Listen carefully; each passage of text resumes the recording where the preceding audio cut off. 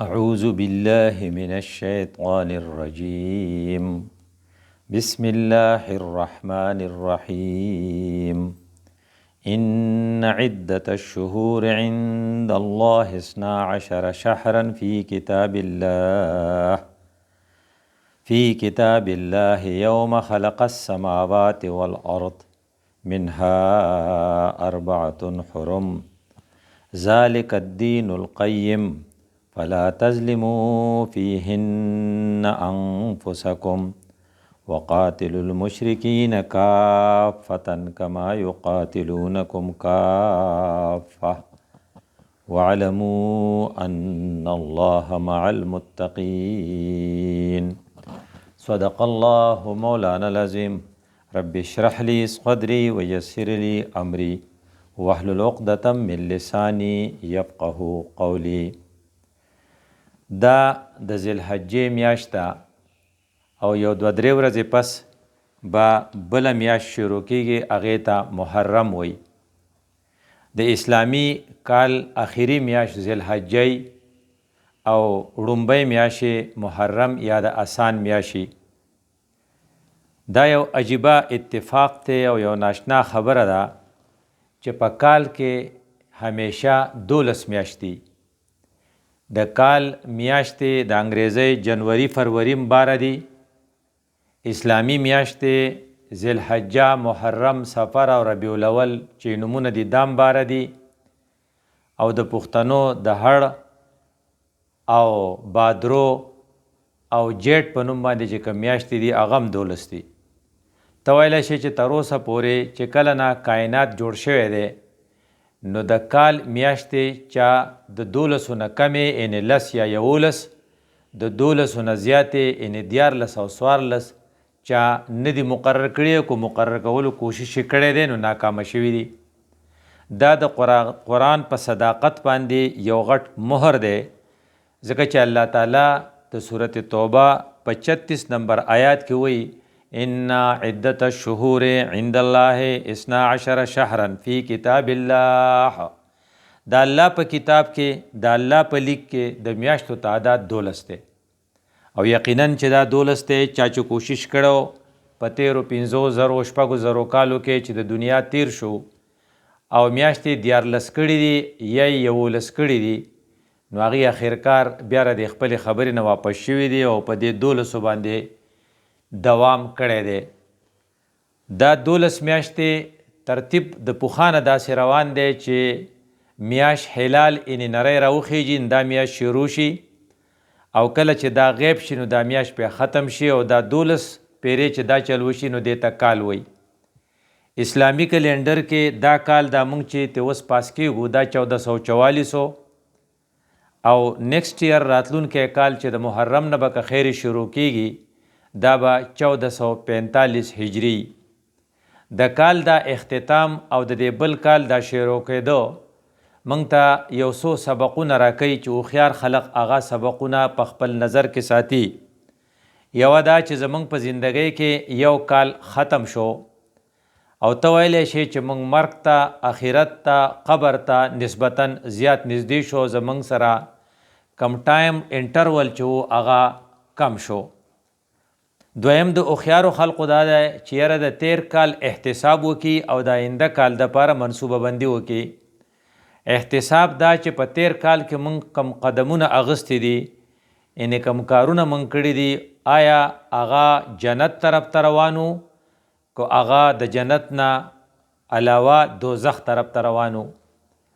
کو چېرې فرض کا موږ خپله زندګي داسې تېره کړي چې د هغې قدمونه د جنت په ځای باندې دوزخ طرف ته روانو، دا زموږ دپاره یو د تباهۍ خبره ده. او که دغه قدمونه زمونږ جنت طرف ته روانو نو دا زمونږ دپاره د خوشحالۍ یوه خبره ده. د دې وجې نه وایي چې هوښیار خلق چې دا دی هغه د خپل احتساب کوي، او بیا چې کو په هغې کې څه کمزوری پاتې شوي نو هغه کمزوری باندې قابو مومي، استغفار وي او د راتلونکي کال دپاره منصوبه بندي کوي. په تیر کال کې د مسلمان په حیثیت باندې په موږ 4 خبرې فرض وې. یو حج کولو، هغه موږ ځکه ونه کو چې زموږ سره پیسې نه وي، او بل په هغې کې زکات ورکولو هغه موږ ځکه نه دی ورکړی چې زموږ سره د زکات نصاب نو برابر، او بل په هغې کې روژه نیولو نو الحمدلله هغه موږ نیولې ده. خو که زموږ سره د زکات نصاب و خو موږ د خپل دکان او د خپل پراپرټۍ حساب نه دی کړی چې په دې څومره زکات راځي، د سستۍ د وجې نه، د بېعملۍ د وجې نه او د بخل د وجې نه، نو ته ویلی شي چې زموږ دا قدمونه د جنت په ځای باندې دوزخ طرف ته روانو، او دغه حلال مال چې زموږ سره و هغه نه به الله تعالی د قیامت په ورځ باندې مار جوړ کی، فتقوا بها جباههم و جنوبهم، بیا به په هغې باندې د دې سړي سایډونه او د دې سړي مخونه چیچي. نو زموږ سره یو طرف ته چیچل دي، یو طرف ته داغل دي، نو داغي به یې پې، نو دا یو ډېر خطرناک کار دی. نو کومو خلقو چې زکات نه ورکړی دی او زکات پې فرض و، د هغې د وجې نه بارانونه منې شوي وو چې زموږ دا ذهن چې دا سوکړې چې په موږ تېرېدې د دې وجه زکات نه ورکولو، چې موږ د زوړ زکات حساب وکړو او د هغې د ورکولو کوشش وکړو. زموږ سره فنډ و، پیسې وې، خو په پرایورټي لیسټ کې زموږ حج کول نه بلکې نور کارونه، ښکلی ګاډی اخیستلو او ښکلی کور جوړولو او نور جایداد اخیستلو، نو موږ حج شاته کو. نو چې زموږ په ذهن کې دا یي چې په دې باندې د الله خفګان دې حده پورې دی چې کم سړي باندې حج فرض شو او دی کولی شی نه کوي، نو خپله یې خوښه ده که یهودي مري او که نصراني مري. دا د خفګان یو ډېره غټه خبره ده. نو موږ له پکار دی چې خپله اصلاح وکړو، استغفار ووایو، او د څه کال د دغې حج کمپنسیشن هم وکړو او د زکات کمپنسیشن هم وکړو، دې ته توبه او استغفار وایي.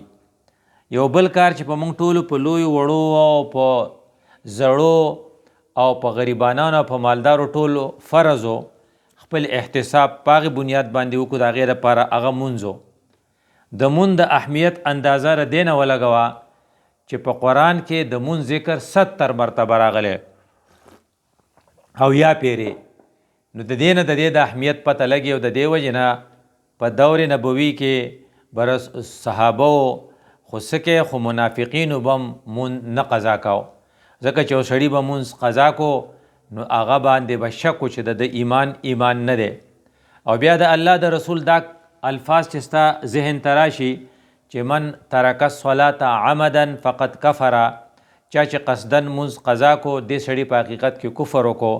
په دې بنیاد باندې امام احمد بن حنبل دا فیصله کړې ده چې بېلمازه سړی به د مسلمانانو په مقبره کې نه ښخوی، ځکه د ایمان نه دی.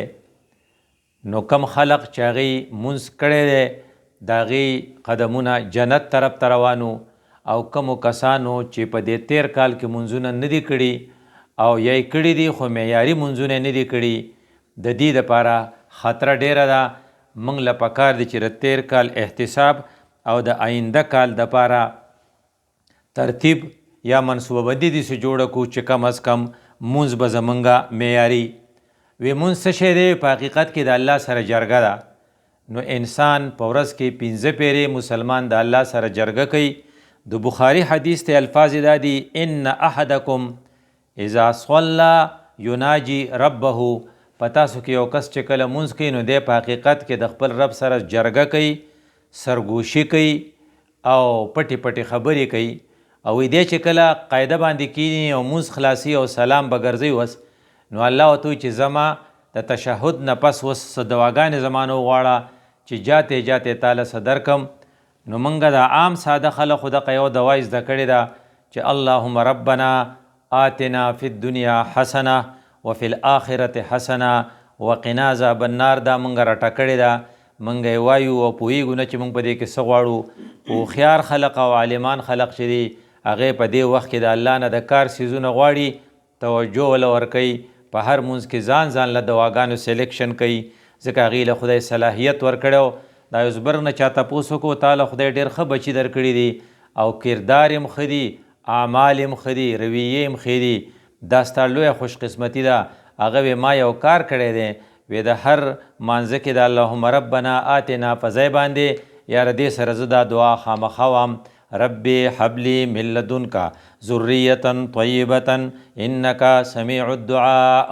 زه داسې په راټه شوې دعاګانې نه وم، ما دا دعا په انټنشنلی او ذهن مې ورته ځي او په سوچ باندې وم چې خدایا ماله د خپل طرف نه ربي حب لي من لدنک ذریة طیبه پاکیزه اولاد راکې، او زما ربه زما اولاد نیکوکاره کې، او زما دغې دعا برکت دی. نو خلق د کار څیزونه غواړي، ځکه چې ان احدکم اذا صلی یناجي ربه. نو معیاري مونږ دا دی چې دا تحیات نه وروستو نه، سلام ګرځول وروستو نه، د سلام ګرځول نه مخکې تا دعاګانې یادې کړي، او د سلام نه مخکې دا دعاګانې د خپل رب نه وغواړې، ځکه چې الله وایي چې تا زما سره جرګه کوله او جرګه چې ختم شو نو په تلو تلو کې زه تاله څه درکول غواړم، نو زما نه وغواړه. نو هغې چاله ورکوي چې هغه غواړي او هغه د غوښتو په چل پوهیږي.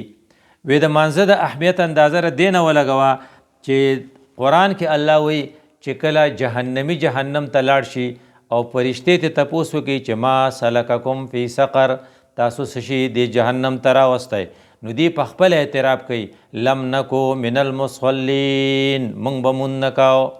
د دې نه پته لګي چې جهنمی په خپل اعتراف کوي چې زما د جهنم ته د راتلو وجه د مونږ نه کول دي، چې زما ستا په دې باندې سوچي چې یاره په تیر کال کې مونږ خپل منځونه په نه کوونکو کې یو، کو په کوونکو کې یو، هسې نه چې نعوذ بالله هغه بدقسمته مونږ یو، بیا ملایکو ته وایو چې یاره مونږ مونځ نه کړی ځکه جهنم ته رالو. وی د لمونځ د قیمت اندازه د دې نه ولګوه چې الله وایي چې وتکونو شهداء علی الناس، تاسو خپل اکټیویټیز او خپل کارونه به داسې کوئ چې خلقو ته ګواهي ورکوئ چې موږ د الله نمایندګان یو. یعنې ستا په لیدو باندې به خلقو ته الله رایادېږي. اذا رؤو ذکر الله، او کله چې ته خبرې کې نو ستا په وینا باندې به د خلقو په علم کې اضافه کیږي، او کله چې ته کارکردګي شو کې نو خلقو ته به آخرت رایادېږي. یعنې ستا هر اکټیویټي به داسې چې سړی وایي چې واقعي ایمان بالآخرت چې په چا کې دی خو دا سړی دی، نو دې ته شهدا علی الناس وایي. نو ته د هغې د نه فورا بد وایي واقیموا الصلاة، مونځ کوئ، واقیموا الصلاة فاقیموا الصلاة وآتوا الزکاة. نو مطلب چې کله ته مونځ کې نو گویا کې تا کردار د مسلمان په شان دی، او چې کله ته مونځ ونه کې نو بیا ستا کردار مشکوک دی. زما ستا چې هر وخت دا سوچي چې په تیر کال کې زمونږ د مونځونو حالت سو، یو دا چې ستا مونځ نه و، دویم دا چې ستا مونځ و خو پارشل و، کله کړی کله نه کړی، دریم دا چې ستا مونځ و خو چې معیاري وکنو. د معیاري مانځه دپاره چې قرآن موږ ته کوم څیزونه ښولي، وړومبنۍ خبره ده چې دا په وخت وي، هغې دپاره یې مونږ ته ویلي و ان الصلاة کانت علی المؤمنین کتابا موقوتا، مونځ په مؤمنانو باندې په وخت فرض دی.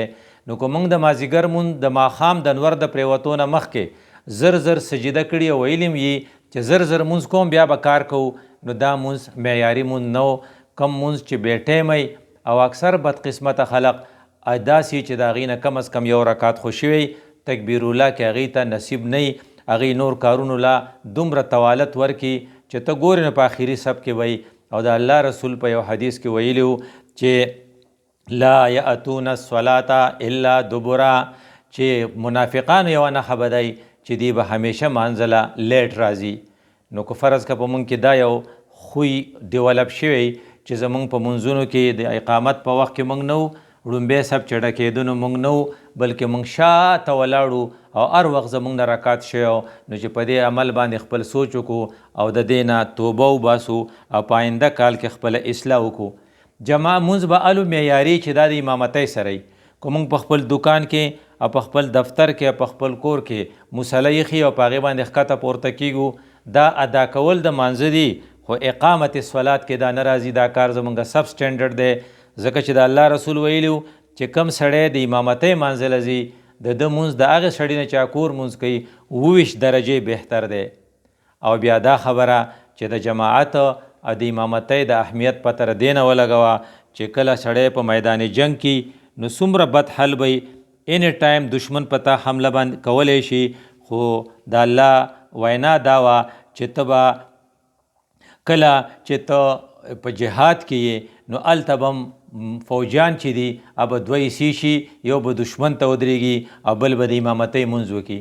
نو د امامتۍ مونځ چې په میدان جهاد کې معاف نه دی، نو په جنازه کې چې یاره جنازې د وجې نه مې نن مونځ ونه کو او نن زمونږ واده و نو مونځ مې ونه کو، نن میلمانه راغلي نو ځکه مې مونځ د امامتۍ پرېښود، او مونږ نن یو دیګ وریجې پخ کړې وې نه ځکه مې پرېښود، دا هیڅ جواز نه جوړیږي. د صورت نساء دی آیات ته چې وګورې نو غونې به د باندې ذکر شي چې الله تعالی وایي چې خپل پیغمبر ته وایي وإذا كنت فیهم، پیغمبره چې کله ته په دې کې فاقمت لهم الصلاة او بیا دې دپاره مونځ ورکې، نو فلتقم طائفة منهم معک، نو ستا په دې ملګرو کې به یو ډله ستا سره په مانځه ودرېږي، وليأخذوا اسلحتهم، خپل کلاشینکو په خپل ټوپک په ځان سره نیسي، او فإذا سجدوا، نو کله چې دا څو کسان یو رکعت وکړي نو فلیکونوا من ورائکم، نو بیا به دې اخوا لاړ شي هغه نور به راشي ستا سره به مونځ وکړي. نو چې په صلات خوف، صلات جنگ، صلات جهاد، په جهاد کې او په جنگ کې په قتال کې مونځ د امامتۍ معاف نه دی، نو چې په عام خادی کې مونځ به څنګه معافي، بلکې چې ستا سیاسي جلسۍ نو اکثر د دین و خلقو جلسۍ، خو په هغې کې هر کاري خو مونځ پکې پاتې کیږي. د اهمیت د مانځه د دې نه پته لګي چې کله په میدان جنگ کې امامتي معاف نه ده، نو چې په عامو حالات کې به امامتي څنګه معاف شي. او بیا د مونږ د سټنډرډ اندازه را دې نه ولګوه چې مونږ ته ویلو چې ته کله رکوع له لاړ شې نو رکوع به داسې پوره کېږي چې هر اندام خپل ځای له راشي، او بیا چې ته د رکوع نه پاسې نو بیا به داسې نیغ ودرېږې چې ملا دې نیغه شي، نو که فرض که دې ته ته سم نه او ته ټونګې وخې، نو د مسند احمد یو حدیث دی چې کم سړی په رکوع کې او په سجده کې خپل پشت سیده کولی نشي، خپل ملا سیده کولی نشي او په ترتیب مونځ نشي کولی، نو الله د مونځ طرف ته اډو ګوري نه. نو چې زما ستا دا سوچي چې په تیر کال کې زمونږ مونځونه چې وو هغه قومو لله قانتین، خدای پاک ته چې ودرېږئ نو تابعدار به ودرېږئ، ملا به دې نیغئ، هر اندام به خپل ځای ته رسي. تعدیل ارکان دې ته وایي، که داسې مونږ کړی دا مونځ جنت طرف ته روان دی، او که داسې مونږ نه کړی نو دا بیا نعوذ بالله هسې نه چې مونږه دوزخ ته بوځي. په مانځه کې د ټول نه قیمتي خبره اول صف دی، دیو جن فرمایي چې رسول الله صلی الله علیه وسلم دعا کوله، او دا حدیث چې وی چې الله رحمتونه را لیږي، فرشتې د رحمت دعاګانې کوي هغې خلقو ته چې په ړومبي صف کې ولاړي. نو حضرت صحابه ورته وایي چې جي دویم صف، نو حضرت بیا وایي چې په ړومبي صف کې ولاړي، نو صحابه ته بیا وایي جي دویم صف، نو حضرت بیا وایي چې په ړومبي صف کې ولاړي. په څلورمه پیره رسول الله صلی الله علیه وسلم وی او چې په دویم صف کې ولاړي. گویا کې رحمتونه په ړومبي صف کې د دویم صف نه 3 پیرې زیات دي. نو کم خلق چې مانځله لیټ راځي په دویم صف کې ولاړي، هغه د ړومبني صف د برکت نه محرومي، او اکثر خلق بدقسمته راشي جماعت ته خو شاته ناسي، مخې ته زور نه کوي، ځکه چې شیطان یې شاته ساتي چې د رحمت چرته په ده ونه ورېږي، ځکه رحمت په ړومبني صف کې. نو کم خلق چې په دویم صف کې مونځونه کوي د هغې مونځ معیاري نه دی. او بیا دا چې دی په تکبیر الله کې، تکبیر الله باره کې ویلو چې کم سړي 40 ورځې مونځو په داسې طریقه وکړو چې په تکبیر الله کې شامل شو، نو الله به له 2 سرټیفیکیټ ورکړي، 2 پروانې ورکړي، 2 اعلانونه به ورته وکړي چې یو ته منافق نه، یو ته د جهنم نه خلاص شوې، جہنم کے سے خلاصی کا پروانہ اور منافقت کے سے بری ہونے کا پروانہ یہ آپ کو مل جائے گا اگر آپ 40 دن تک تکبیر اللہ کے ساتھ نماز پڑھتے رہے. نو چې زما ستا مونځ کو د تکبیر الله سره دا به ټیکي، او که دا د تکبیر الله نه بغیري او هر وخت زمونږ نه رکات شوی دا بیا معیاري مونځ نه دی. نو موږ په تیر کال باندې په خپل اکټیویټیز چې په خپله د ځان سره احتساب کوو، نو موږ د خپلو منځونو حساب وکړو، د خپل روجو حسابونه وکړو، د خپل زکاتونو حسابونه وکړو، د خپل حجونه وکړو چې کوم ځای کې کمیو موږ استغفار وایو، او په آینده کال کې به په دې کمی باندې قابو موندو کوشش کوو. دویم کار چې زموږ په ذمه و چې د خپلو رونو عزیزانو سره د خدای د بندیانو سره زموږ معامله ټیکي. وی دا به څنګه ټیکي؟ وی قرآن مونږ ویلو انما المؤمنون اخوتن، قرآن دا ویلو چې مؤمنان رونه دي. نو که ستا تعلق د خپلو ګاونډیانو سره، د خپلو کلاس فیلو سره، او د خپل ډپارټمنټ د ورکرانو سره، او په خپل درنګ کې د مزدورانو سره د رورولۍ و، نو خو ټیک ته. وی د رورولۍ به څنګه پته لګي؟ وی یحب لاخیه ما یحب لنفسه. رسول الله ایکسپلین کړی وه چې ځان له د کم شی خوښي چې د رور له خوښي، کومه خوشحالي چې د په ځان سود کیږي چې هغه د په ورور هم سود کیږي، کم پاس کېده چې د په ځان سود کیږي چې هغه د په د ورور هم سود کیږي، کم عزت چې د په ځان سود کیږي چې هغه د په د ورور هم سود کیږي. خو که په چا د عزت سود نه په چا د ګټه سود نه نو ته حاسد او حاسد سړی چرته ګټه نشي کولی. د حسد نه د ځان خلاصولو دپاره کوشش کوه چې د حسد خیال دی راشي نو ځان ته ډېر څخه زړی ووایه چې زما دا زړه خو ډېر څخه دی، ګوره زما په چا باندې خیر سود نه کیږي. او بیا په چا چې د سود نه کیږي د هغه دپاره د خیر دعاګانې وغواړه او بیا لاړ شه او د هغه سره په مینه میلاو شه، په ډکه خوله ورته مبارکي ورکړه چې دا کمزوري د نه لرې شي. نو د خپلو رڼو عزیزانو سره ستا تعلق کو خو په تیر کال کې ښه پاتې شوی نو بیا خو ستا دا قدمونه جنت طرف ته روانو، خو خدا نه خواسته که ستا دا حالات بل شان پاتې شوي. ځکه د الله رسول ځای په ځای موږ ته ویلو نمبر 1 لا یخونه، د خپل ورور سره خیانت مه کوه. هغه یو خبره ستانه تپوس کوي چې پلاني ځای کې کویده نه کوم که وکم که نه، ډېر ښکلی ځای دی خو ته یې تنبې ځکه چې ستا ورته خپل ډه دی نو ته خیانت کې. هغه ډاکټر یې ته او هغه مریض دی، هغه ته د اپریشن ضرورت نشته خو ته وایې تاله اپریشن پکار دی ځکه چې په دې کې ستا پیسې دي، یا هغه ته د اپریشن ضرورت دی خو ته وایې نه زه به دله دوایانې درکړم په دې به ښه شي، حالانکې په هغې نه ښه کېږي، یا ته وایې زه به دله تعویض وکړم په دې به ښه شي. دا ته د هغه سره خیانت کې او دی خیانت باندې څوک عادت شي نو مولوي صاحب ته د محلې مولوي صاحب ته د محلې ملک وی چې مولوي صاحب ته وزګارې امامتۍ نه بعد داسې ناسې نو موږ دا یو پټی ځمکه د برغنډی دی په دې کې ځان له څه وکړه. نو مولوي صاحب په کرونده خو وله ټیکټر وکړه خو بیا نور پې نه پوهېدو چې کله فصل راوختو مولوي صاحب ورته ډېر خوشحالېدو خو په خوا کې یو خر او هغه به غلی غلی راتو او فصل به یې خوړ. نو مولوي صاحب به کله په هغې خر باندې یاد کرسي وي، کله به یې په صورت یاسین وي او چپکا به ورته نو هغه فصل یې وله خلاصاو. نو زمیندار پې راغی نه ورته مولانا صاحب فصل خو دله دې خر خلاص کو، نو هغه وی زه پې صورت یاسین وامه چپکو مې خدا نه ځي، هغه وی صورت یاسین خدای پاک د خر د شړلو دپاره نه دی رالیږلی، د خر د شړلو دپاره خدای لوړ رالیږلی، راشه دې لوړ ته ګوره او یو څو ډبه یې ترې ویستل نو خر یې ترې وشاړو. نو ځینې شي دپاره قرآني او ځینې شي دپاره اسلحهی. د دې وجې نه الله تعالی وایي وانزلنا الحدید، ما وسپنه لوړې درلیږلي دي تاسو په دې لوړو باندې برایي ختموئ. نو برایي د ختمولو دپاره صرف تعویزونه نه دي بلکې کله به اپریشن ضرورتي کله به د دوایي ضرورتي. نو د خپل ورور سره د خیانت معامله به نه کې. ولا یخذله، او شرمې به یې نه، رسواکۍ به یې نه. ښه دې ورسره روغه وه خو چې کله ستا د هغې ورور واده شو او ستا د خدمت ضرورت پیښ شو نو ته وایې موږ د نه مرور یو او موږ به ستاسو په دې ښادۍ کې شرکت نه کوو.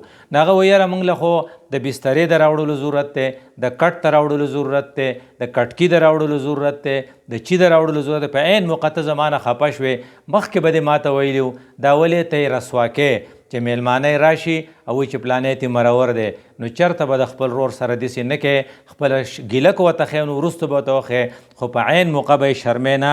که تا خپل رور شرمولی په غم ښادۍ کې نو بیا ستا کیریکټر ټیک نه او که تا هغه سره تعاون کړی نو بیا ستا کیریکټر ټیکو. رسول الله ویلو ولا یظلمه، ظلم به ورسره نه کوي، ولا یسلمه، چاته به یې حواله کوي نه چې رستا خپله خوښه د هر څه چې ورسره کوې زما پکې څه کار نشته. لکه څنګه چې مشرف عافیه امریکې ته حواله کړه په باګرام جیل کې په هغې ظلمونه کېدل او مشرف وی زما ورسره څه کار نشته. نو خپل رور او خپله خور به چاته پرېږدی نه چې څوک ورسره زیاتې کوي نو ته به مخې له راځې او وایې به چې که ګوتې دې وروړې نو ښه به نه وي. دا د مسلمان په تا حق دی، خو که ته خالص خپل غرض اغستی او وایي چېرې زما پکې څه کار دی، دا کیریکټر ستا په حقوق العباد کې ټیک نه دي. د دې وجې نه د الله رسول موږ ته ویلو ایاکم سوء الظن، دروغ او خراب ګمان په چا باندې مه کوه ځکه بهترین دروغ خراب ګمان دي.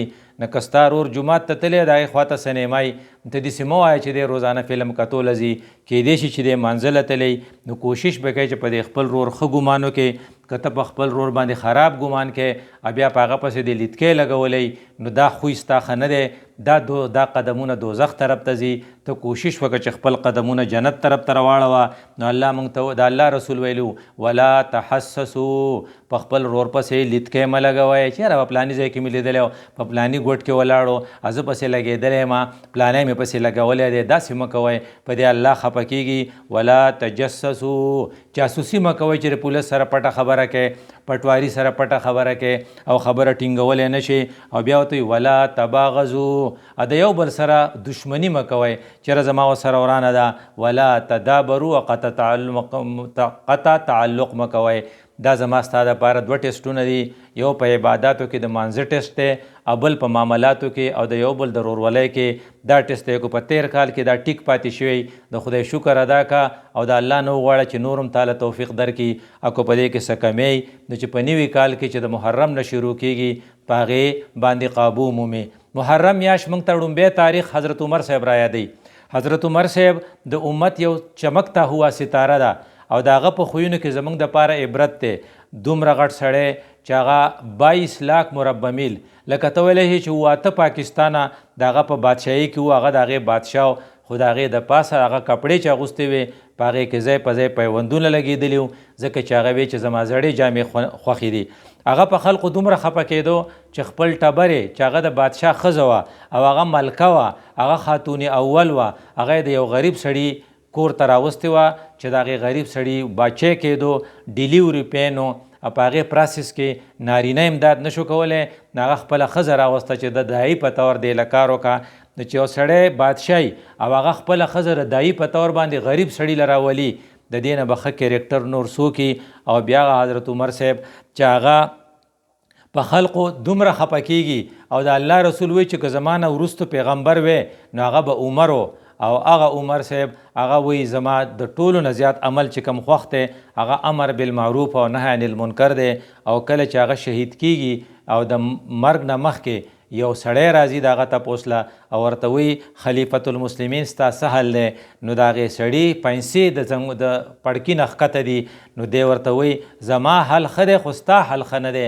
او بیا ورته وی علی بالرجل، دا لک ماله واپس کړئ. نو بیا هغه ته وی چې دا خپلې پیسې دې لږې اوچتې که، فانه اتقى لربک وانقى لثوبک، دا به ستا جامې هم پاکې کي او دا به ستا رب هم ستانه په دې راضي شي.